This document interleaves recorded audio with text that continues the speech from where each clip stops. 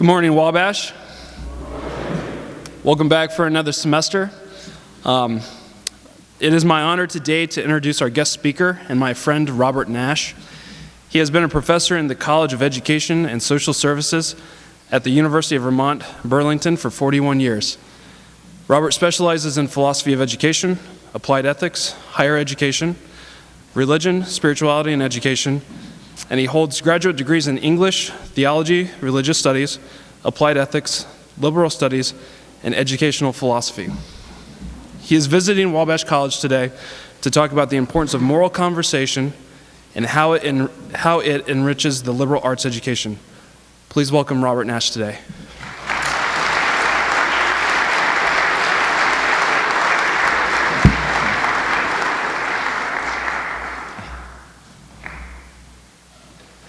Good morning.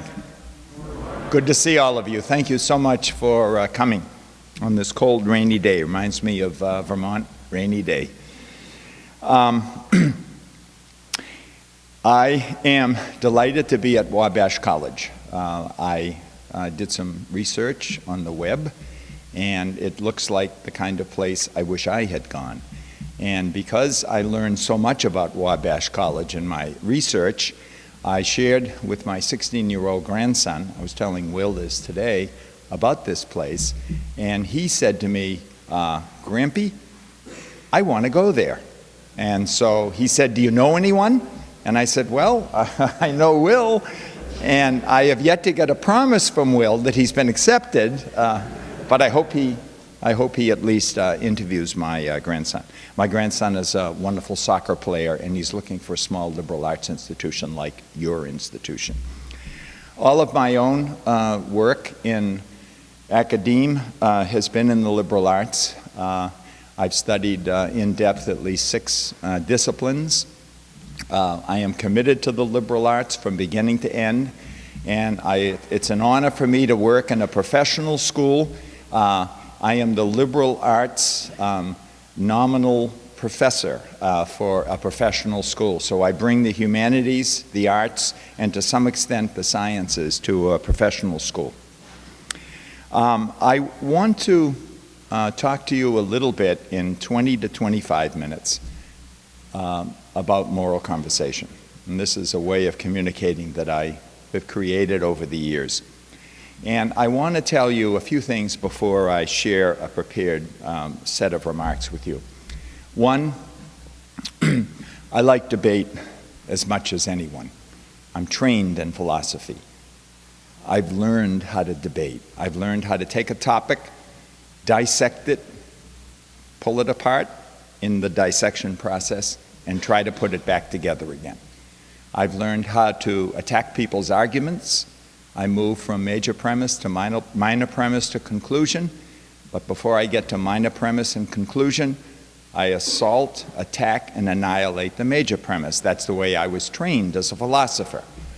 So what I found the first 20 years of my teaching, this is my 45th year in teaching in higher education, what I found is that I won all the arguments in my classes, but made enemies with all my students.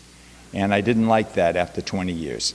Is this what I want for the next 20, 25 years of my life? There had to be a better way to communicate about the hottest of hot topics without turning the exchange into a debate and annihilating people. And I found that the more I annihilated people through debate, through critique, through ridicule, the more enemies I made. And many of the courses that I teach are elective courses, the fewer the number of students who showed up. So I started thinking about moral conversation. Didn't call it then. I called it some kind of intellectual exchange among gentlemen, kind of a little bit like your intellectual, rule, your gentleman's rule. And then eventually it became something that I felt very passionate about, so I added the word moral to it to make it almost an ethical obligation on all of our parts. It's the most difficult way of communicating I have ever communicated with anyone. I have to work at it every single day of my life. My buttons can be pushed very easily, just as your buttons can be pushed very easily. I always have to tell myself, be patient, pull back. What is my student or my colleague or staff person trying to say to me? What's the nub of it? And then maybe we can have a conversation on that basis. So that's background. Sometimes moral conversation works well, sometimes it doesn't. But I am convinced, after using moral conversation for about a quarter of a century, that for me there's no other alternative. The conversation is what my teaching is all about. And so I ask you to listen to me with a sense of humility and respect. And even if it seems very, very far away from what you're interested in or what your pet ways of communicating are, just give it a chance. And all I can do is make general remarks about it here. This evening at the workshop, my co-presenter, Demetria Lachey Bradley, who was not able to be here at the talk, she and I will give you lots of practice with scenarios to be able to try it out to see whether it fits your particular personality. So let me just start reading some of my comments.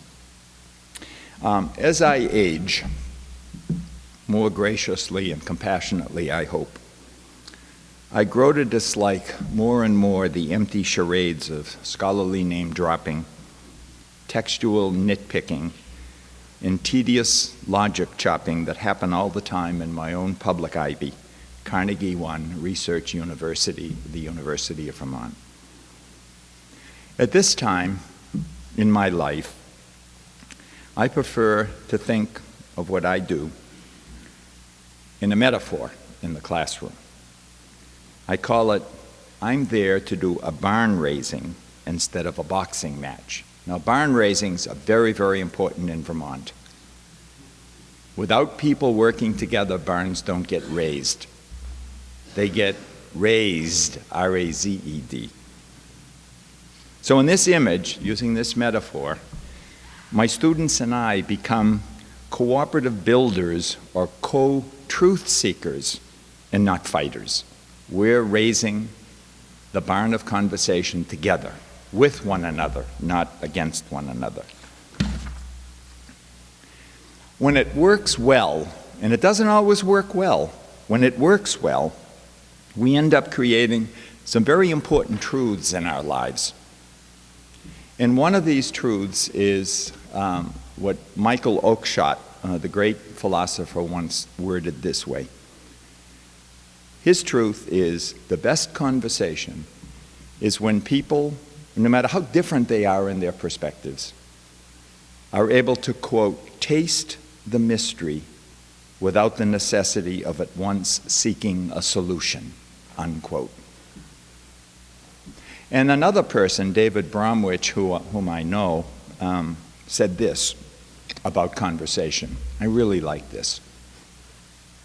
The good of conversation is not truth or right or anything else that may come out at the end of it, but the activity itself in constant relation to life, unquote. I think both Bromwich and Oakeshott are onto something. And their insights for me lead me precisely to where moral conversation should begin and ideally where they should end. Where's this?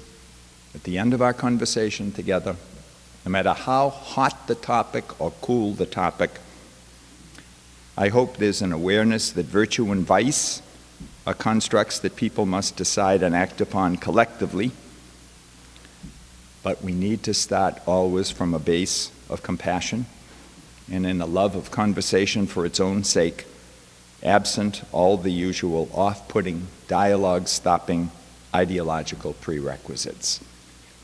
This, to me, is what the essence of liberal education is all about. Now, let me just very briefly talk about moral conversation. And I'm going to talk about it more globally, more philosophically than pragmatically. That'll come tonight, along with the training. For me, the best atmosphere for establishing moral conversation is grounded in the words, the wonderful words of the poet May Sarton, whom some of you may have heard about. She said, "What do we know except that we face one another in this place, right here, right now?"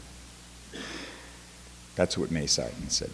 The only thing we can take for sure is not the past or the future, but the fact that we are together right here, right now, face to face. And for her, that was a sacred kind of presence for people to be in.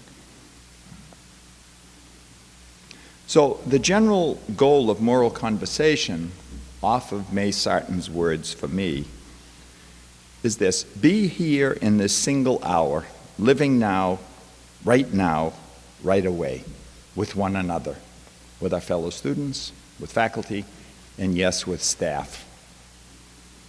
I often say this to my students before my seminar begins: not then, not when, Zen. Not the past, not the future. Zen in Japanese and Chinese means here, right now, this. This is what we've got together. And the implications of that understanding is that it means that we have to be attentive, open, and mindful of all that is happening in the Zen, in the here, in the now, in the this. Make no mistake, it isn't easy to live in the Zen, not with the pressures on us in this culture. We have to live in the future. The pressures are huge to prepare for a career, to think about what's ahead. Why are you majoring in? You can name your major. How often have you been asked that question? What are you going to do with it? What are you going to do with it? Oh, you must be going to graduate school or professional school. You're not going to make a living with what you're majoring in. You're majoring in religious studies, Greek, Latin, literary studies. For what? Pressure on all the time. The when, the when. And then how often are we forced to think about the past? Some of us can never get out of the past. We're always thinking about what we did do that we shouldn't have done, what we didn't do that we should have done. But when we're coming together to have a conversation, whether it's in the residence halls, whether it's in a fraternity house, whether it's in a restaurant, a cafe, I don't know whether you have bar rooms downtown. We have thousands of them in the Burlington area. The important thing is to be in the Zen, in the conversation. I want to give you a real-life example of something that happened in one of my classes 2 years ago. I teach a course to graduate students, and it's called Religion, Spirituality, and Education. And before we start the course, we have ground rules for moral conversation. And in my institution, which is a very progressive, liberal place, we have people from all over the spectrum, the religious spectrum, come to my classes. From angry ex-believers who have become out atheists to committed, enthusiastic, zealous believers of all faiths, and then all the people in between, including all the people who have been wounded by their faith traditions. And I'm trying to get them to talk about religious difference in a way that they don't destroy one another. So here's a real incident that happened in one of my classes. And it'll give you a sense of how difficult it is to follow the principles of moral conversation. The triggering incident was an angry outburst one day by an intensely observant Jew. Here, to the best of my recollection, is what he said to the rest of us. I am fed up with this crap you call moral conversation. Let's face it, we Jews find our days numbered not just in the United States, throughout the world, but throughout the world. Let's face it, we're the enemies. Christianity is still the dominant religion in the U.S., and because evangelical, fundamentalist, Pentecostal forms of Christianity are experiencing such rapid growth throughout North America, the future viability of Judaism anywhere in the West, even to maintain its current relatively small religious presence, is very much up in the air. Come on, admit it. Movements such as Jews for Jesus are really scary examples for me of the subtractive effect that the evangelical Christian outreach movement is leaving on Jews everywhere. This type of active Christian proselytizing is even more intense in Europe and South America. Surely you know this. We go by our first names at University of Vermont. Robert, surely you know this. Also, it goes without saying that Christian stereotyping of Jews as Jesus killers gives serious pause to a younger generation of Jewish parents who are thinking of raising their children to be openly observant practitioners of their faith. Who, after all, wants to expose their children to the threat of physical or psychological violence precipitated by a groundless charge of deicide? Why aren't we talking about this stuff in this class? You all know it was not the Jews who crucified and killed Jesus. It was the Romans. Fortunately, during the 1960s Second Vatican Council in the Catholic Church, even though it happened very late in its 2,000-year history, the Pope came out and vigorously denounced claims accusing the Jews of being God killers, and that's good. But a terrible fact of life that I've noticed, and we have not talked about this in this class yet, is that some people continue to hate Jews because they're a very visible minority who are sometimes labeled non-Christians. And how many of you have condemned me behind my back because I'm a Palestinian killer? To be a Jew, let's face it, in the United States of America and in much of the Western world, is to be a very visible minority who's known primarily as being non-Christian. This is often a code word for strange or even inferior. In some extremist cases, the synonym is likely to be bad or evil. Until the reality and worth of religious pluralism is understood and accepted in this country, and those people who believe and worship differently from the dominant Christian ethos will continue to be persecuted. That's what's going to happen to us. That is what is happening to us. And then he ended this, well, you call it a tirade, because it was said with great anger, whether righteous or not. Wasn't it true, and I'm speaking to all of you, he said, that the majority of Nazis in World War II Germany were Catholic or Protestant Christians? Wasn't Hitler's final solution really about Christians killing Jews once and for all? And then he stopped. And then he got up and he left the room. And we had an hour and a half to go in this seminar. And the silence was deadening. I could hear people's hearts beating. I could see people breathing heavily. I could see people avoiding one another's looks. I could see people looking angrily at now the new enemy in the class. The resulting uproar was immediate. The more conservative evangelical Christians and Catholics in the class grew very defensive, both during and after this Jewish student's outburst. The non-believers used the occasion to critique the tendency of most organized religions to proselytize, and in some cases even to traumatize those who believe differently. One atheist student even made this comment. She said, "Let's face it, religion poisons everything. We'd be better off without it," unquote. She obviously had read Christopher Hitchens' book, Why God is Not Good. The three Muslim students in the class felt similarly about what one of them called Christian hegemony and stereotypical fear-mongering against Islam. That's an exact quote. One Buddhist student expressed her opinion that whenever a religion is weighted down with, quote, doctrines, dogmas, and deities, unquote, then the result is always the same, conflict and confusion.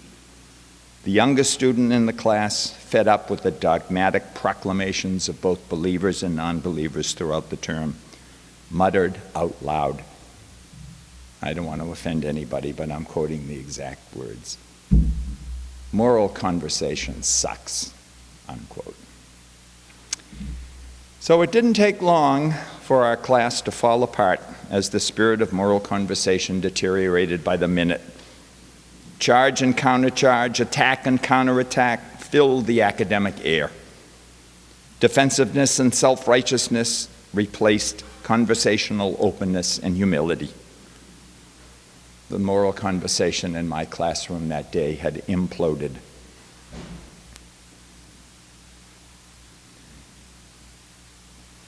As the conversation grew into an exercise in angry contestation and name-calling, one of the quieter, older students stood up and said, "Time out."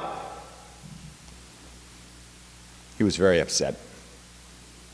He reminded us of how far off course we had gotten from our earlier admirable efforts to practice moral conversation. He liked moral conversation. He suggested that we take an immediate 15-minute break from class to get a snack, go to the bathroom because you all need it, and cool off. And we did. Gratefully, we did. When we returned, he then asked me if he could take over the class because I wasn't doing such a good job at it. I was not upset. I wiped the perspiration from my forehead, breathed a sigh of relief, and said, "Ken, do it." And he did. He then asked all of us to take the time to revisit Zen. He counseled us to breathe deeply, be quiet, and respond in writing to the following question, reminding us to keep our mouths shut while we did this. What do we all need to do to exemplify the best qualities of moral conversation in the time that we have left in this course? We got half a semester to go, he said. How are we going to live with one another? And I want to close the chapel talk with what the class came up with. And these are their words. And I was so grateful. And all of this will be spelled out in greater detail with practical strategies tonight when we teach you how to do this when you talk about hot topics. He said, we need to go back to our conversation starters and avoid conversation stoppers. And so we brainstormed what the worst conversation stoppers are in a conversation where provocative and controversial material is being discussed. And here is what the group decided. By the way, I had 30 students in this class. This is what the group decided had been the conversation stoppers. And I know none of you have ever engaged in conversation stopping. I know I haven't. Here's what we came up with. No name calling. It's easy in a conversation when it gets hot to call people names. And if you've never called a person a name in front of that person, you certainly have engaged in calling people names behind their backs. We call it gossip. And Will and I were talking about this morning. Gossip is one of the 6 or 7 cultural universals Since the beginning of human time, gossip has existed in human culture. It's fascinating. Gossip must serve some sociobiological end, or it wouldn't have lasted this long, but that's another conversation. We are not going to call people names. We agreed on that. We also agreed that we weren't going to repeat the same old, sharp and dull axes to grind. And I'm sure you have been in classes where people grind the same axes over and over again, including faculty. We agreed that we would try to sharpen up the axe a little bit and show a different side of the axe to one another so that we wouldn't be so predictable. We also agreed that a conversation stopper is when you make other people look bad so you can look good. The more I make you look bad, I shine. We decided we wouldn't be doing that anymore. We wouldn't denounce, we wouldn't argue, we wouldn't bloviate. Do you know what bloviating is? To bloviate? To make long speeches, self-righteous speeches on our behalf, because it took up airtime, and it didn't give others a chance to make their speeches. We'd avoid proselytizing, we'd avoid evangelizing, we wouldn't use the class to settle old scores. These are the hidden agendas that we bring to class. I'll show him up, I'll show her up, I'll show that guy up, he showed me up. Very important is when things fall apart, as they did in this class, we will not look for reasons why the course or Robert or the seminar participants weren't working well. Instead, we made the agreement that we would ask, why am I not working well? If there's a problem, it's as much my problem as the group's problem. We're all in this together. One of the principles that the group liked most of all was we're not going to position ourselves on the highest moral grounds and relegate the ignorant to the lowest moral grounds. All grounds will be equal through the conversation until we arrive at some decisions together as to what is moral and what isn't moral. And so, just to end this, in a little more positive way, we came up with a couple of principles, maybe half a dozen, that we would work hard to practice. We would explain and clarify, we would rephrase, and we would affirm whenever possible. You know the word respect. I know that's a very important word in the gentleman's code of ethics that you all believe in here. Respect, respicere in Latin, literally means to re-look at something. So if I respect you, the way I show it is to re-examine my argument, my premise, my belief, my commitment in light of what your commitment may be, even if it's very different. That's genuine respect. Now, it may not end up in agreement, but at least I've tried to understand it better. Another ground rule we came up with is we will evoke. We will try to call people forth, call forth stories that people have to tell, rather than provoking. We'll support one another as much as we can. We'll be generous at all times, without exception, even when we feel that our pet convictions are being attacked. We're going to try to respond in generosity, the way that some of the world's greatest pacifists like Martin Luther King Jr. and Mahatma Gandhi responded. We'll attribute the best motive to people. Initially, we'll attribute the best motive rather than attributing the worst motive. And then we'll go from there. It may be there's a worst motive, but let's at least assume that there may be a good motive, and we'll work on that. We'll look for the truth, and what we oppose, in the error and what we espouse. Maybe what this person is sharing with me has a truth, at least to him or to her. Why do we assume ipso facto, a priori, that this person's truth is in error? And the hardest thing to do is look for the error in what we espouse. That takes training, that takes practice, that is tough. Toughest thing that I do.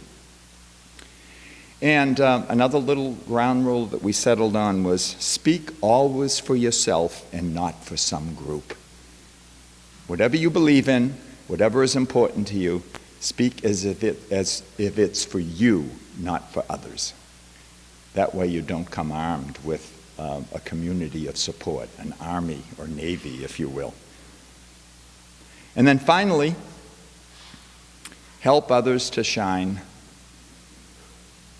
while concealing your own brilliant light under the proverbial bushel. And the way this works is that the more you try to bring out the best in others, the more you help them to shine. Sooner or later, it may take time, doesn't happen all the time, those people will help you to shine as well.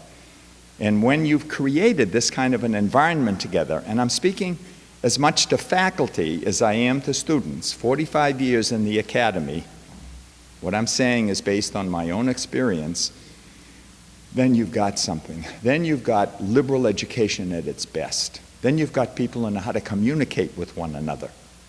Then you've got people who are willing to discuss the hottest of hot topics together without killing one another, whether psychologically or physically. And so that's what I'm here on campus for. That's why I came when Will invited me. This is what I talk about around the country. This is what I believe in. This is why I'm still teaching at age 119 years old. Oh, thank you for laughing. I really appreciate that. Some people will not laugh when they hear that age. Oh, is that all he is? So, I hope to see you tonight, and thank you very much for listening. Thank you. Appreciate it.